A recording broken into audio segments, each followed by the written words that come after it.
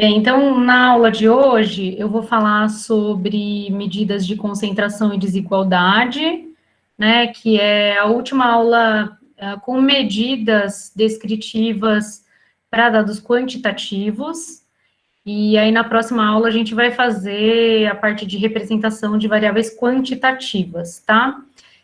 Fiquem à vontade para me interromper, se vocês acharem necessário, tá? Que eu estou gravando aqui, mas depois eu posso editar, como a gente vem fazendo, tá? Mas essa medida de concentração e desigualdade vai ser a primeira vez que eu vou falar para vocês hoje, tá? Então, esse material, ele é baseado no livro do Murteira e nas notas de aula do Mário de Castro.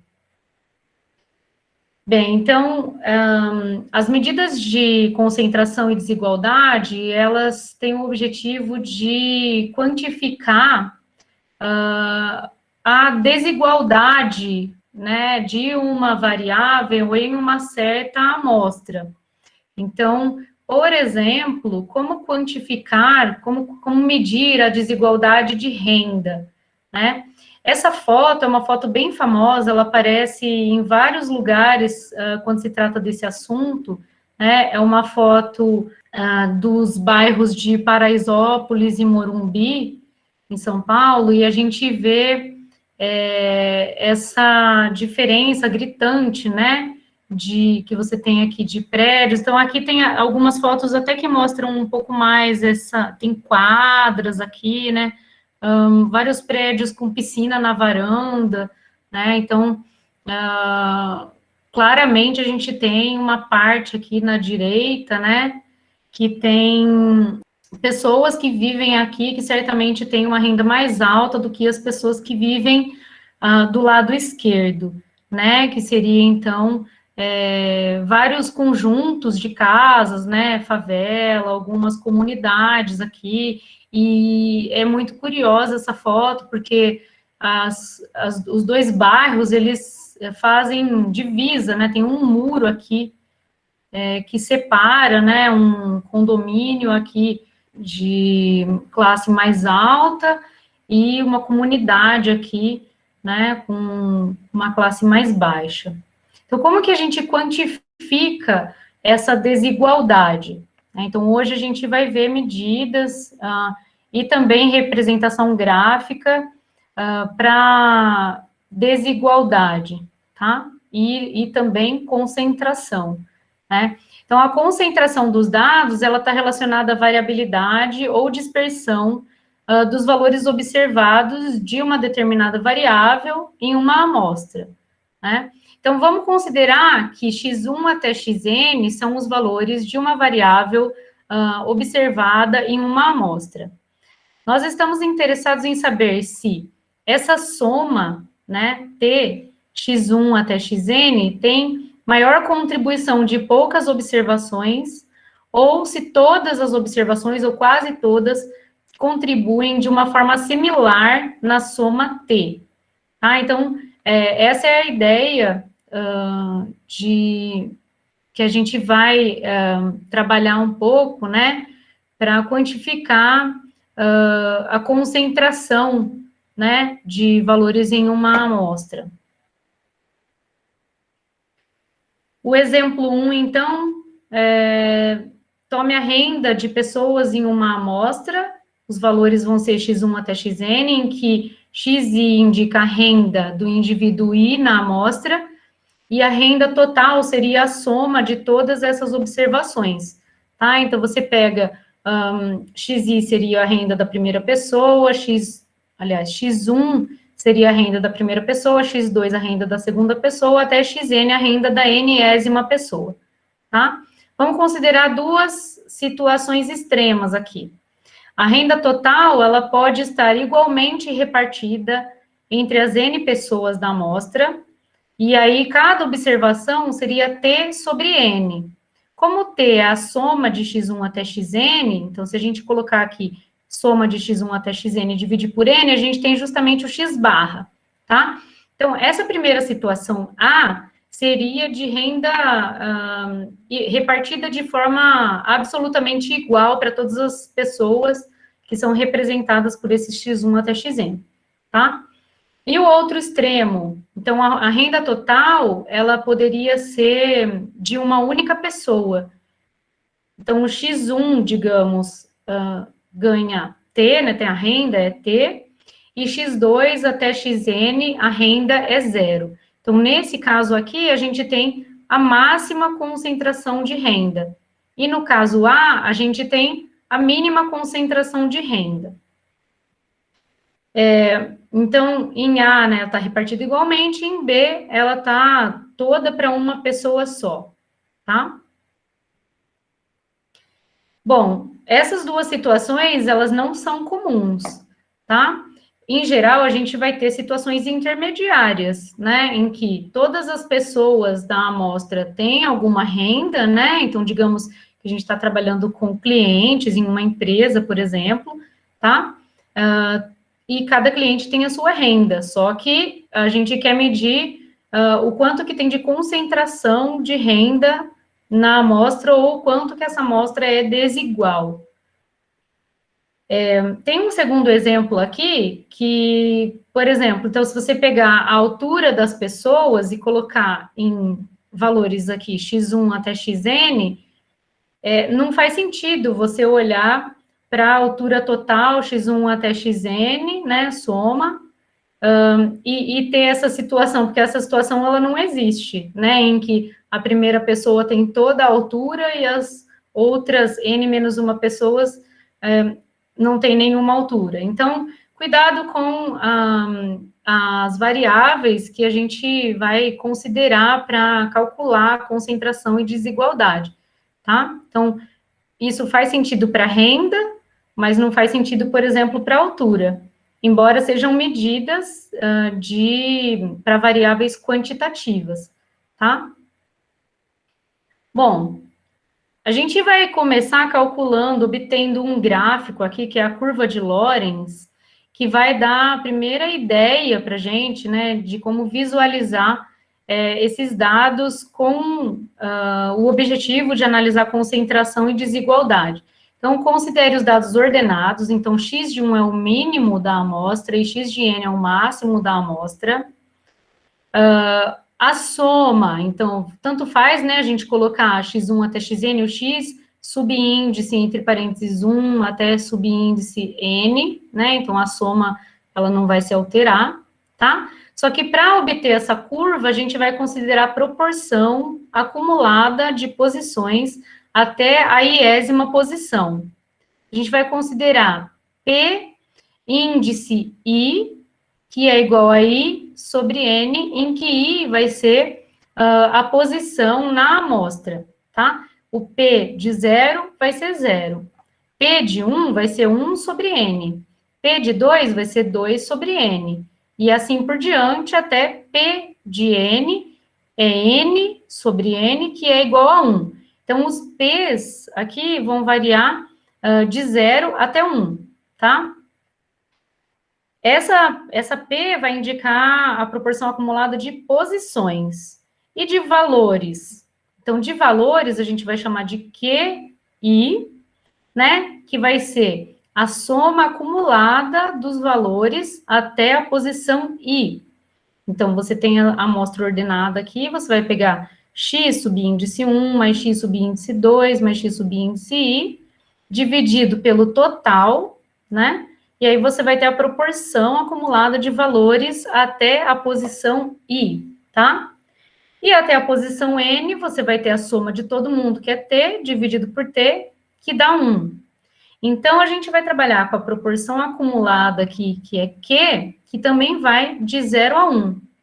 E a gente vai representar isso em um gráfico. Se os valores são todos positivos, o PI vai ser maior ou igual ao QI. Por quê? No PI, a gente está acumulando as posições. E no QI, a gente vai acumular a proporção de valores. Daqui a pouco a gente vai ver isso no gráfico, tá? E esse gráfico vai ser, então, a união dos pontos, né, por segmentos de reta, dos pontos 00, P1, Q1, P2, Q2, PN, QN, e a gente vai chamar esse gráfico de curva de Lorenz. E a gente também vai incluir esse segmento de reta 0, 0 e 1, 1, porque a gente vai fazer uma comparação com isso, tá? Então, deixa eu só mostrar para vocês aqui um exemplo dessa curva, né? Então, aqui, no eixo dos X, a gente vai representar as posições acumuladas. E no eixo dos Y, a gente vai representar os Qs, tá? Que aqui tá L de P, mas é que seria o Q, tá? E esses segmentos de reta aqui, que vão formar a nossa curva de Lorenz. E a gente vai sempre colocar essa reta aqui, identidade, né, de 0, 0 até 1, 1, para comparar, tá? Então, se a curva estiver mais próximo dessa reta identidade aqui, a gente vai ter a mínima concentração da variável que a gente quer, por exemplo, de renda, tá? E quanto mais distante ela tiver, então, quanto mais para cá ela tiver, né, a gente vai ter a maior concentração daquela determinada variável, tá? Então, para construir essa curva específica aqui, eu considerei os dados 1, 1, 2, 6 e 30, tá?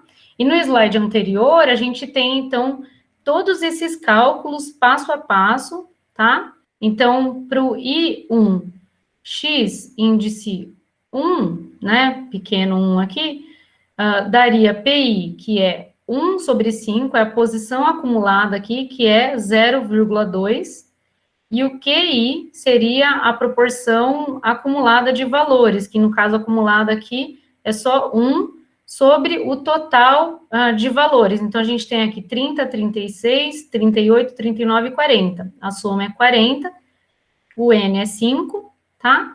E a média aqui seria 40 dividido por 5, que é 8, tá?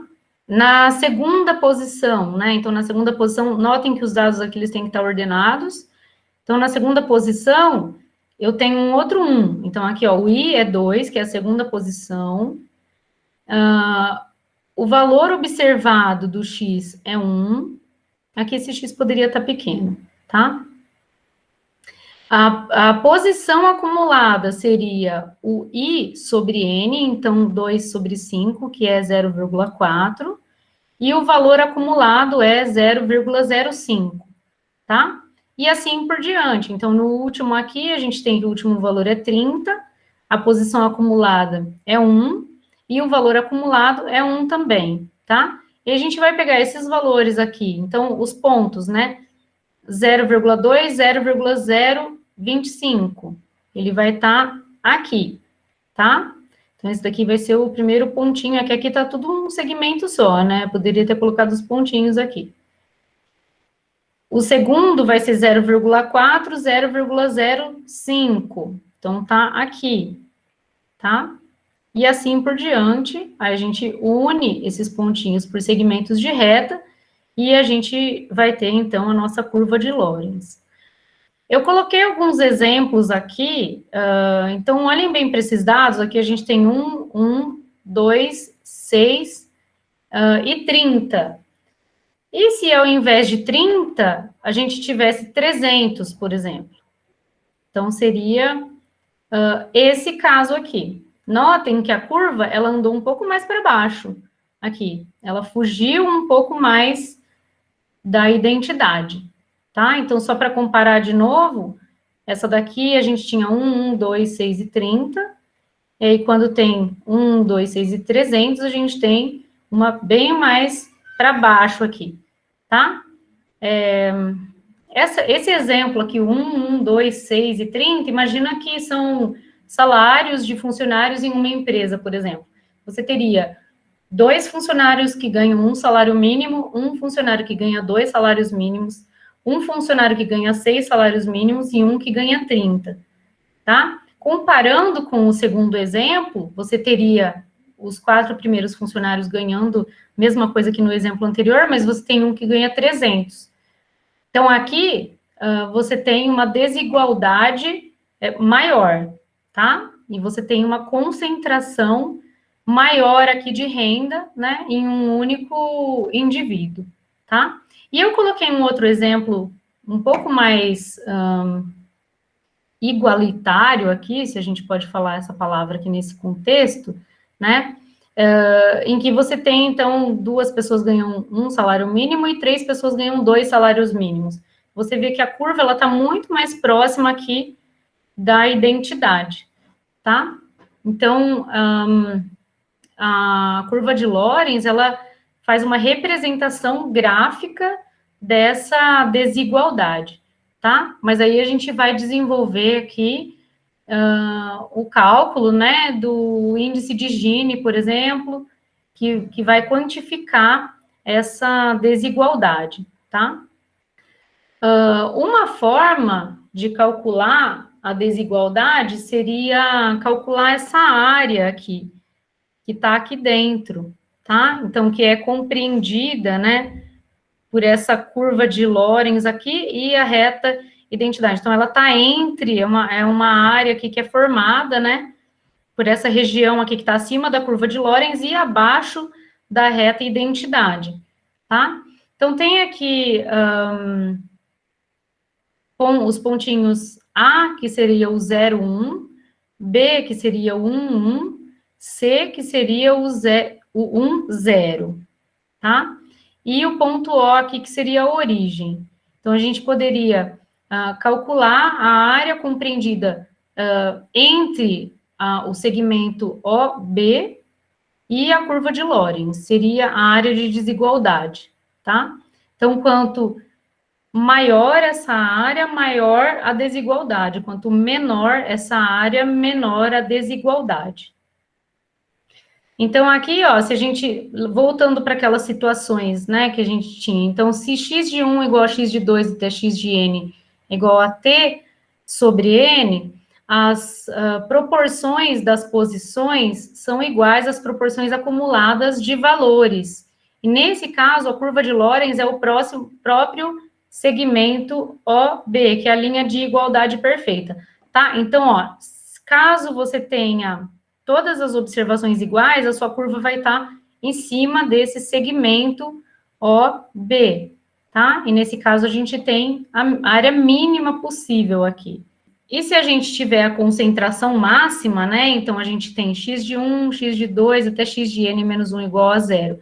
E x de n igual a t, a curva de Lorenz, ela é formada por quais pontos? Então, ó, se a gente está acumulando tudo na última observação, né? Então, esse gráfico, ele vai continuar no 0 aqui e parar no ponto n menos 1. E aí ele sobe aqui, né, com tudo na última observação, tá?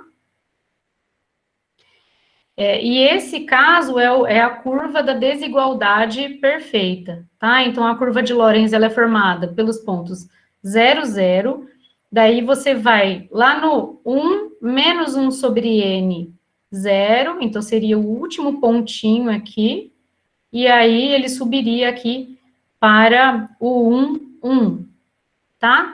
E quando o n vai para o infinito, essa curva, ela se aproxima mais aqui desse triângulo OCB, tá? Então, quando você tem um número muito grande de pontos, esse caso específico de desigualdade perfeita, né, seria o triângulo aqui. Então, o limite seria esse triângulo OCB, tá?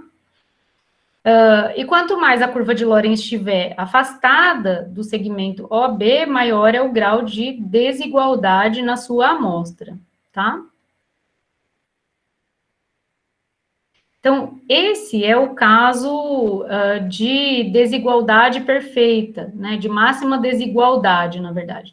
Então, máxima desigualdade, ou desigualdade perfeita.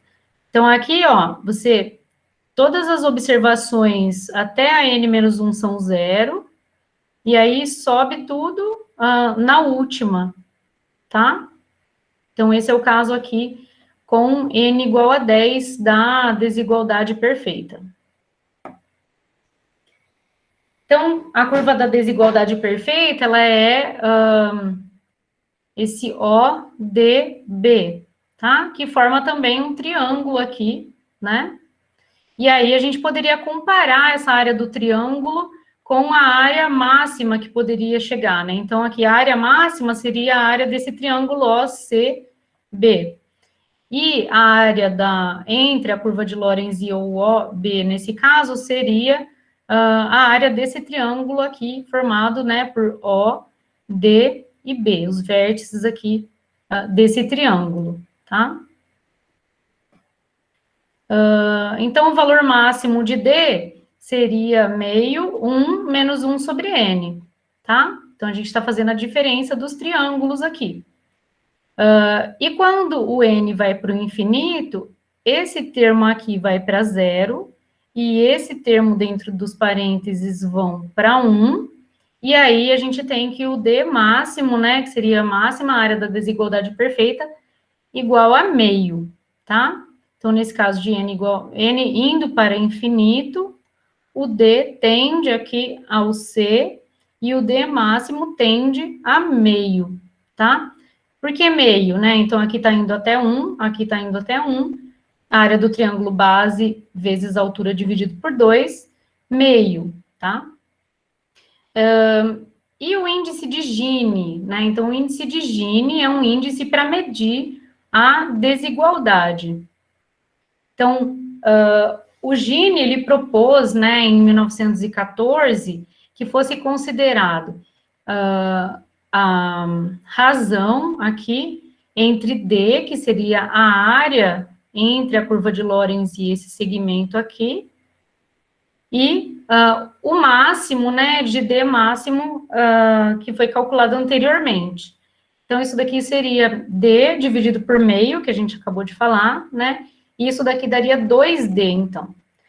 Com esse índice de Gini, a gente tem um G aqui, um índice, né, que está entre 0 e 1.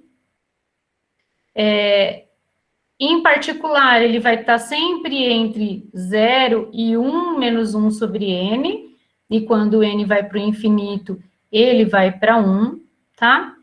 Se a gente tiver a igualdade perfeita, que é aquele caso em que todas as pessoas ganham o mesmo salário, a gente tem G igual a 0, e a desigualdade perfeita é 1 menos 1 sobre n, que vai para 1 quando n vai para infinito, tá? Então, essa proposta de índice dele é interessante porque a gente tem um valor entre 0 e 1, né? E a gente pode comparar, então, por exemplo, a desigualdade de renda em 2 lugares, em 2 países, ou em 2 cidades, tá? De uma forma mais fácil, né? Assim, mais intuitiva, porque vai de 0 a 1, e quando você tem igualdade perfeita é 0, e quando você tem desigualdade perfeita, vai para 1, quando n vai para infinito. Então, a ideia aqui seria essa, né? Você tem, nesse caso de igualdade perfeita, você tem o G igual a 0, né? Porque vai ser 2 vezes a área compreendida, né, por esse segmento e a curva de Lorenz. No caso de desigualdade perfeita, você tem 1 menos 1 sobre n, né? Então, é a área do triângulo grande menos a área desse triângulo pequenininho aqui, tudo isso multiplicado por 2, né? Isso fica com 1 menos 1 sobre n. E nesse caso da linha preta aqui, da curva de Lorenz preta, você tem, então, que o índice de Gini está entre 0 e 1 menos 1 sobre n, tá? Bom, como calcular o G? Então, a gente precisa calcular aquela área, né? Deixa eu só... Tem algumas continhas que eu fiz aqui, deixa eu só ver se nesse ponto... daqui a pouco a gente vai chegar nesse valor aqui, tá? Eu vou fazer uma continha para mostrar. Acho que dá para a gente fazer nesse ponto aqui. Então, é o seguinte, o G, ele vai ser 1 menos 1 sobre n, soma para ir de 1 até n, QI mais QI menos 1, tá? Então, sendo que o Q0 é igual a 0, e o QI vai ser 1 sobre T, vezes a soma dos XJ, né? J acumulado aqui de 1 até I. Então, aqui eu estou andando com os valores de P, e aqui eu estou andando com os valores de Q, né? Só que aqui, para fazer a conta, eu coloquei o mesmo P para o lado de lá, então esse P aqui, PI menos 1, e esse PI aqui, tá? Então, é o seguinte, o índice de Gini, ele é 2 vezes aquela área D, né? Essa área D, ela é formada pela diferença de 2 trapézios aqui, né, por partes. Então, eu peguei um segmentinho específico aqui, PI menos 1 PI, mas depois eu vou fazer a soma, né? Então, vai ser 2 vezes a soma para ir de 1 até N, dessa diferencinha que a gente vai calcular aqui, tá? Então, deixa eu só pôr um pouquinho mais para cá.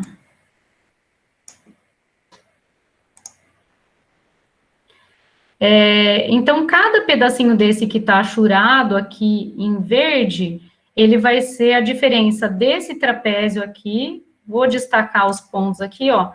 Então,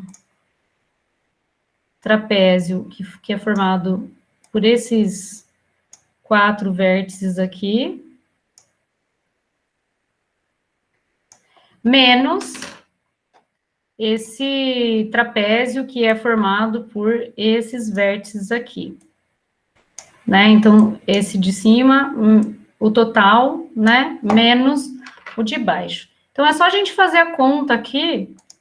Então, o trapézio maior, ele tem base menor igual a PI menos 1. Então, por que aqui é PI menos 1? Porque essa reta aqui é identidade, né? Então, quando eu tenho PI menos 1 aqui, eu tenho ele espelhado aqui também, né? Então, vai ser PI menos 1, que é a base menor do trapézio maior, mais PI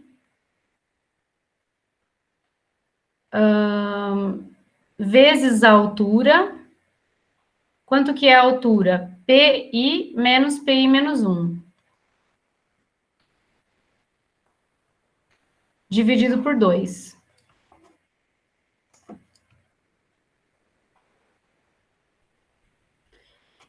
Essa é a área do trapézio maior. Menos a área do trapézio. Vou ter que colocar embaixo mesmo. Então, vamos lá. Então, tá dentro do parênteses aqui ainda. Deixa eu colocar chaves, porque eu acho que fica melhor.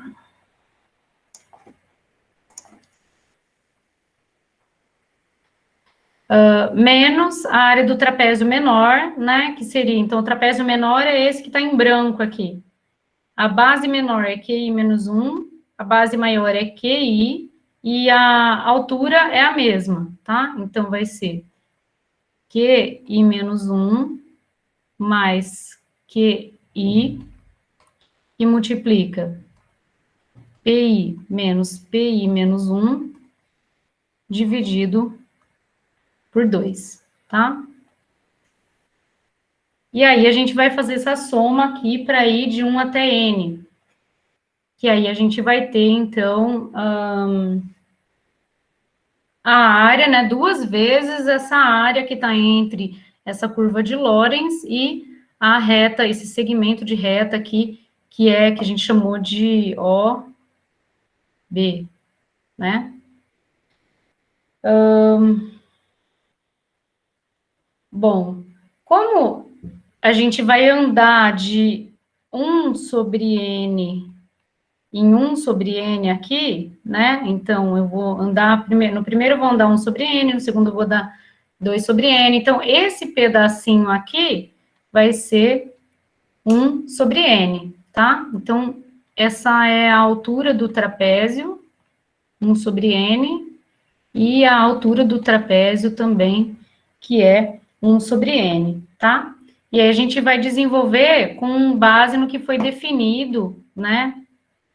Então, a gente vai ter o P I menos 1, então eu vou ter 2 vezes, eu vou passar, vou fazer aqui mesmo. 2 vezes soma para ir de 1 até N de Bom, o PI menos 1, a gente tinha definido lá que o PI, ele era calculado com I sobre N, tá? Então, aqui a gente tem I menos 1 sobre N, mais I sobre N, que multiplica 1 sobre N, tá? Então, vai ficar menos 2 vezes, soma, para I de 1 até N. E aqui, então, eu tenho 1 sobre N, aqui eu tenho menos isso. Que vou colocar assim, que já vai aparecer da forma que tá lá, tá? Mais que I menos 1 vezes 1 sobre N dividido por 2, tá? Então, a gente tem esse 2 aqui, eu posso cancelar. E a gente vai ter aqui, então, aqui eu tenho I mais I menos 1, então eu vou ficar com, deixa eu só ver se vai ser dessa forma. Não tem dividido por 2 ali dentro do I menos 1 e mais I? Ah, tem sim, obrigada, tem sim. Aí já cancela também, né? Tem esse daqui, eu já posso cancelar, obrigada. Esse daqui eu já posso cancelar com esse também. Então, vamos passar para cá o que a gente tem, porque acho que vai ficar mais fácil.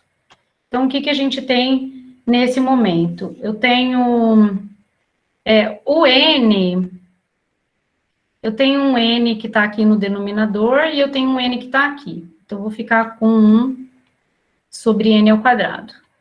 Soma para I de 1 até N de I menos 1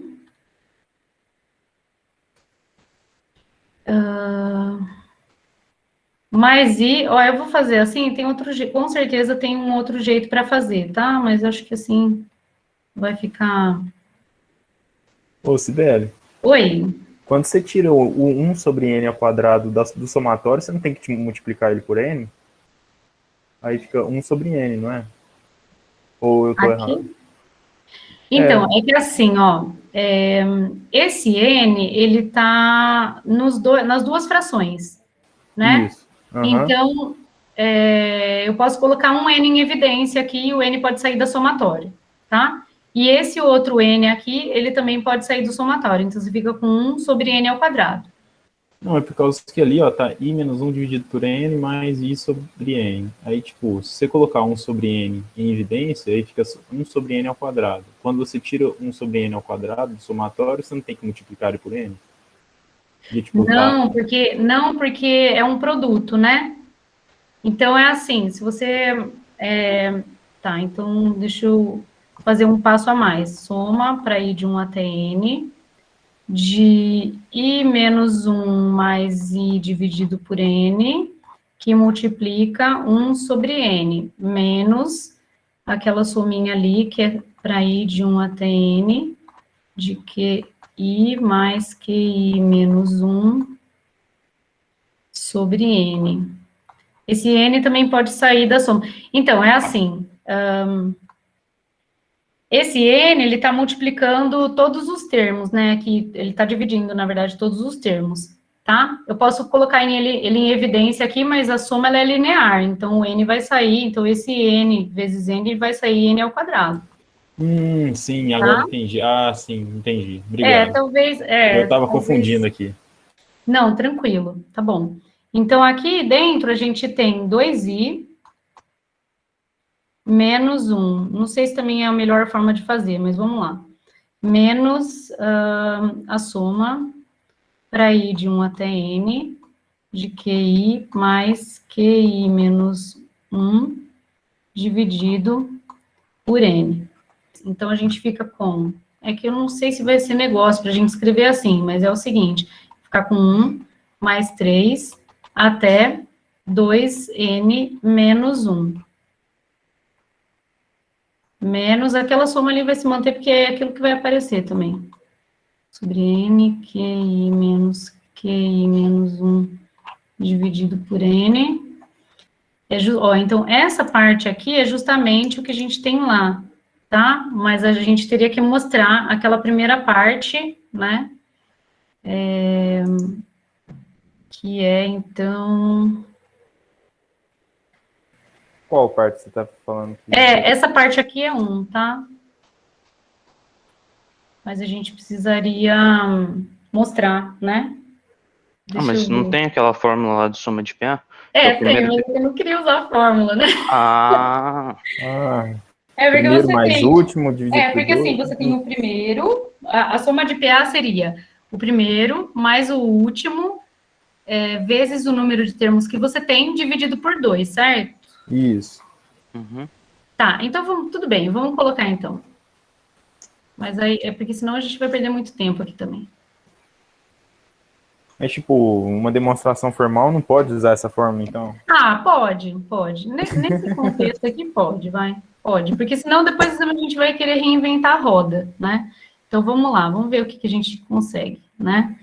Então a soma da PA, a gente tem o primeiro termo mais o 2n menos 1, o último, vezes o número de termos. Quantos termos a gente tem?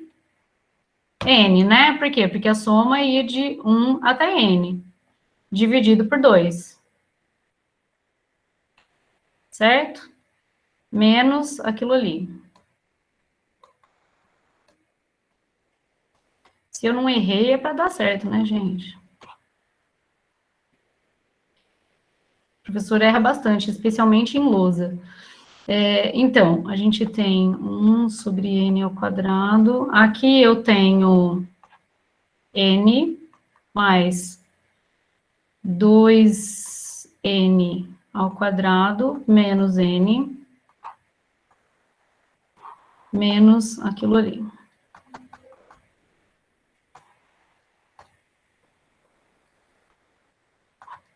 Vocês estão acompanhando? Vocês estão fazendo junto ou não? Estamos tentando aqui. Tá bom, beleza. Obrigada por não me deixar sozinha. Vamos lá, deixa eu passar aqui para baixo para continuar. Acho que já chegou, né? Aí, tá vendo? Se vocês não me ajudassem, ó, se eu estivesse fazendo sozinha, ia sair de boa, né? Mas na lousa, sempre assim.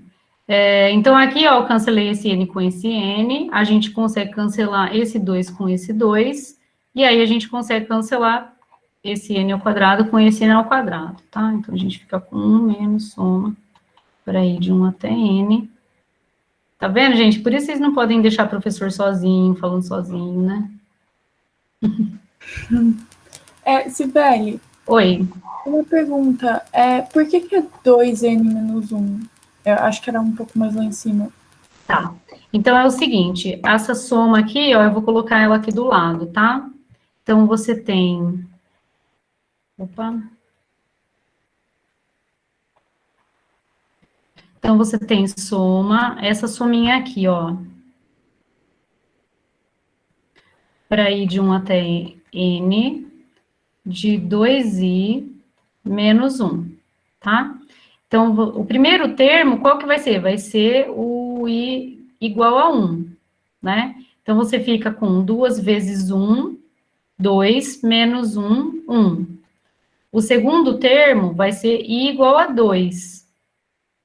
Fica 2 vezes 2, 4, menos 1, 3. O terceiro termo fica, então, i igual a 3. Você fica com 2 vezes 3, 6, menos 1, 5. E o último termo é quando o i é igual a n. O que você fica? Você fica com 2n menos 1.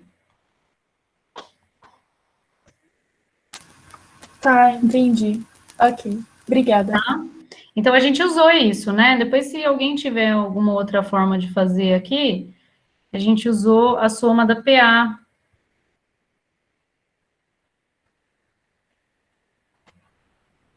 Que é, então, vou chamar aqui de...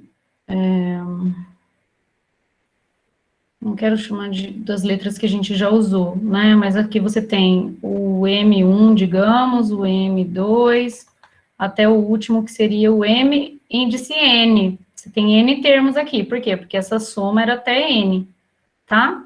Então, a soma da PA, ela é o primeiro termo, mais o último termo, vezes o número de termos que você tem, que é N, dividido por 2, tá? Eu nem lembrava que eu lembrava disso, mas a gente usou isso aqui, tá? Então, na verdade, a gente usou aqui embaixo. Tá? Então, esse daqui seria o M1, esse daqui seria o MN, esse é o Nzinho dividido por 2, tá? Então, senão eu vou ter que voltar a fazer tópicos. Não sei se vocês veem essas coisas em tópicos, mas... Ou talvez para o ensino médio, né? Bom, a gente, então, mostrou que o índice de Gini é 1 menos a soma para ir de 1 até N. Lembra que aqui tem um parênteses, tá? De QI menos QI menos 1 sobre N. Quem é QI? É a proporção acumulada de valores até a posição I, tá? Vamos voltar lá para o slide. É mais, não é? Em vez do... Mais, é mais. Tá? Muito obrigada. E eu vim trazendo ele de lá de cima, ó. Então, vamos ver onde que a gente... Vamos voltar. Mas... Ó, tá vendo como vocês estão? Eu tô gostando, viu? Que vocês estão atentos. É assim mesmo, gente. Senão a gente ia ficar até amanhã aqui fazendo. Ó, então, essa daqui é a soma... É 2 vezes a área... compreendida entre a curva de Lorenz e aquele segmento de reta, né, O vezes B. Isso aqui seria o índice de Gini, tá? Muito obrigada, pessoal, por me acompanharem. Então, bom, então a gente tem que G é 1 menos 1 sobre N, soma para ir de 1 até N, QI mais QI menos 1, tá? Sendo que o Q0 é 0, e o QI é 1 dividido por T, né, porque é de valores acumulados, mas é proporção, soma para J de 1 até I, de X subíndice entre parênteses J. Significa que a gente vai ordenar os valores, e daí a gente vai acumular até a posição I, tá? Aí a gente vai fazer essa soma aqui, a gente obtém o índice de Gini, tá? O índice de Gini, ele pode ser o mesmo para curvas diferentes de Lorenz, tá? Então, eu coloquei 2 exemplos aqui. Eu tenho os códigos em R aqui, se der tempo eu mostro para vocês como que a gente usa, tá? Mas, então, você tem 2 curvas aqui, então, essa curva de Lorenz e essa curva de Lorenz, ambas levam ao mesmo índice de Gini, 0,5, tá? Então, quer dizer, ela é uma medida de desigualdade. A gente pode ter diferentes países ou diferentes cidades com um índice de Gini semelhantes, porém, diferentes níveis de riqueza, né? Então, você pega, por exemplo, um país muito rico, que tem uma certa distribuição de renda, e você tem um país muito pobre, que tem a mesma distribuição de renda, o índice de Gini vai ser o mesmo, tá? Então, nesse caso, para vocês compararem os 2 países, você ia ter que pegar o PIB e outras variáveis, tá? Então, o índice de Gini, ele vai medir simplesmente se a riqueza, por exemplo, é igualmente distribuída ou não, tá? Eu tenho 2 referências aqui para o índice de Gini. Depois vocês podem dar uma olhada aqui nesse site, né, do... PNUD, então, é o Programa das Nações Unidas para o Desenvolvimento, tá?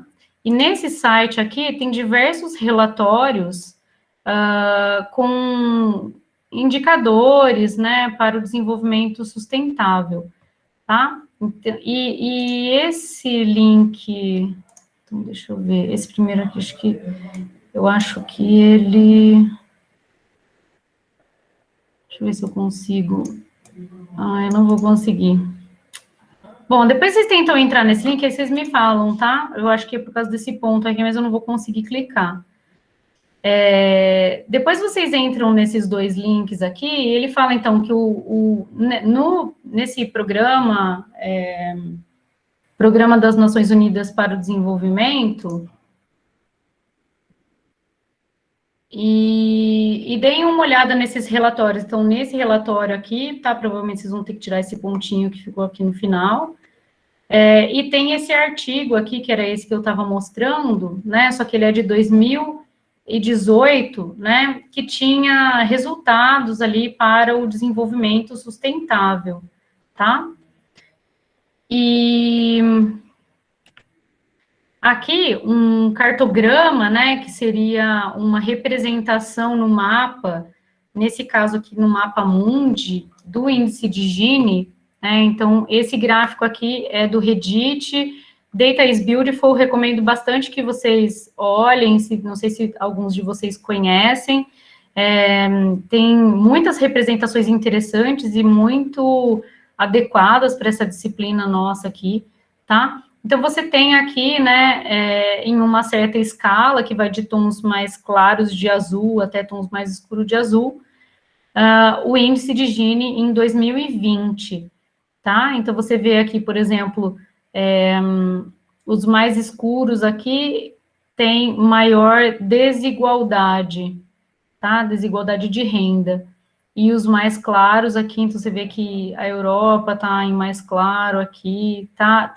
Claro que tem, como a gente falou, né, mede desigualdade, não mede riqueza. Então você vê alguns países da África, né, mais claros, o que, claro, é um indicativo de que você não pode usar só o índice de Gini, né, mas você tem que sempre usar ele em conjunto com outros indicadores, ou então ele ao longo do tempo, como está nesse gráfico aqui, tá? Essa matéria aqui é justamente aquela que tem a foto que eu mostrei para vocês lá no começo, né, das comunidades lá de Paraisópolis e do bairro do Morumbi, né, como um exemplo, então, e aqui tem a evolução do índice de Gini, da renda do trabalho domiciliar per capita, né, então você, do primeiro trimestre de 2012 até o primeiro trimestre de 2019. Eu não achei mais atualizado, mas eu acredito que dá para a gente encontrar os dados e talvez fazer um gráfico, tá? Me preocupa um pouco, né, porque a pandemia, ela escancarou as desigualdades, né, ela intensificou as desigualdades, então, eu não sei como que a gente está hoje, aí teria que dar uma olhada, tá? Mas a gente vê aqui que teve um aumento na desigualdade de renda nos últimos anos, né? Mas a alteração, ela não é muito grande, né? Quer dizer, acho que né? Porque em 7 anos aqui, a gente passou de 0,608 para 0,627. Se a gente colocasse esse gráfico aqui em uma escala de 0 a 1, a gente não ia achar muitas diferenças, mas certamente isso daqui incluiu muitas pessoas abaixo da linha da pobreza e etc, tá? Ou concentrou mais a renda aqui nos últimos anos.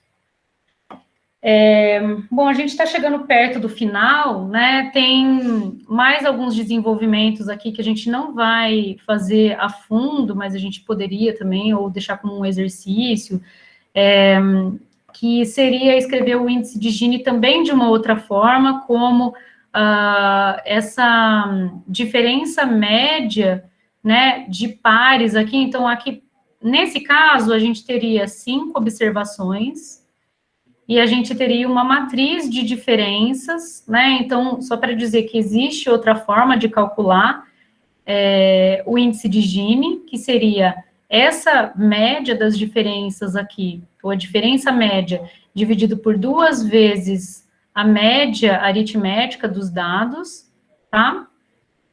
Então, aqui, ó, o que tem nessa matriz de diferenças aqui? Na célula, digamos, 1, a gente tem a diferença da observação 1 para ela mesma, 0. Na 2,2, a gente tem a diferença da observação 2 para ela mesma, que é 0, e assim segue na diagonal, tá? E fora da diagonal, a gente tem as diferenças aqui, né? Então, da primeira para a segunda observação, da primeira para a terceira, da primeira para a quarta, assim por diante. E essa matriz, ela é simétrica, né? Porque a diferença, a diferença entre A e B é igual à diferença em absoluta, né? Entre B e A, tá? Então, a gente nem precisaria representar as duas partes dessa matriz aqui, acima e abaixo da diagonal principal, tá? Mas só para dizer para vocês que existe um cálculo baseado nessas diferenças que leva também ao índice de Gini, tá? Cibele, Oi. Calcular os dois dessas duas formas vai dar exatamente o mesmo valor ou vai ter alguma diferencinha? É para dar a mesma coisa. Aí, se vocês quiserem fazer, faz no R, por exemplo. Inclusive, tem um comando que faz a matriz de distâncias. Acho que depois eu posso olhar para vocês, mas tem um comando que te dá a matriz de distâncias, e aí você pode calcular, ou você pode programar isso daqui também, né? Isso daqui com 2 fors, talvez, mas deve existir formas mais simples, tá? É para dar a mesma coisa. Aí, se vocês quiserem fazer e testar, é um exercício interessante também, tá? E outra coisa, desculpa te interromper de novo. Eu não entendi por que tem 2 símbolos de soma. Então, aqui no caso, é porque a gente vai fazer a soma em I e em J. Então, seria como fazer a soma de todos os elementos dessa matriz aqui. Então, você vai percorrer em linhas, só que para cada linha que você fixar, você vai percorrer... Então, na verdade, para cada coluna que você fixar, você vai percorrer as linhas também. Tá? Ou você fixa as linhas, mas para cada linha, você vai percorrer todas as colunas. Tá, ok. Tá? E aqui, claro, aqui dentro da matriz não está representado com o módulo, né? Mas seria em módulo, tá? Acho que se for rápido de fazer depois, eu posso fazer e disponibilizar para vocês. Ou se alguém quiser tentar também, aí depois fala para a gente se deu a mesma coisa, tá bom? Uma outra medida associada à curva de Lorenz, que pode ajudar, né, na comparação da desigualdade de duas curvas, seria a discrepância máxima, que é o valor máximo da diferença entre a proporção acumulada de posições. Então, lembra, a proporção acumulada de posições está representada nesse eixo aqui, e a proporção acumulada de valores, que está representada nesse eixo aqui, tá? Então, o L máximo é o máximo de PI menos QI, para I de 1 até N. Então, vamos dar uma olhada aqui o que isso significa. Então, eu fiz aqui. Então, eu coloquei um exemplo aqui de curva de Lorenz em azul. Então, lembrando, né, aqui eu tenho os valores de P, então, digamos que, de uma forma geral, aqui, esse é o PI, aqui é o PI mais 1, aqui é o PI menos 1. E aqui, nesse eixo, a gente tem, então, os valores de Q, né?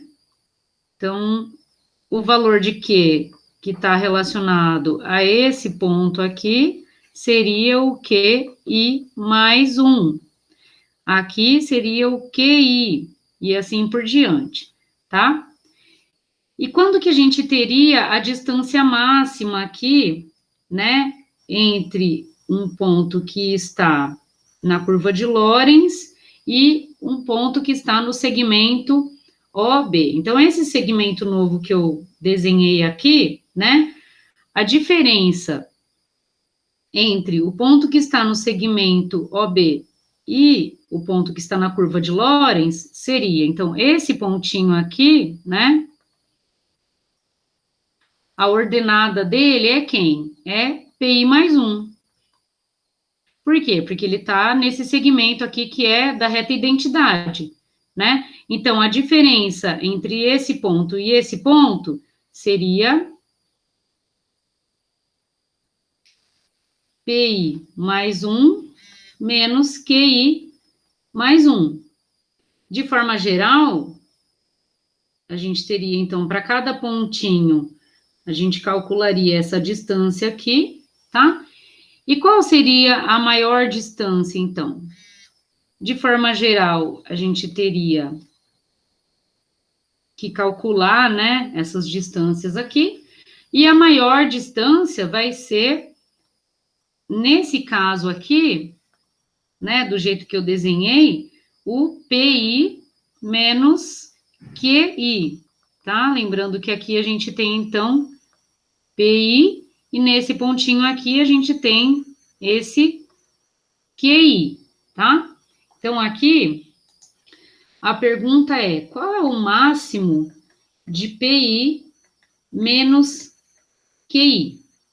Lembre que os pontinhos aqui, né, eles correspondem a x que estão ordenados. Então, o menor dos x é x de 1, que é menor ou igual a x de 2, que é menor ou igual a 1x de j, que é menor ou igual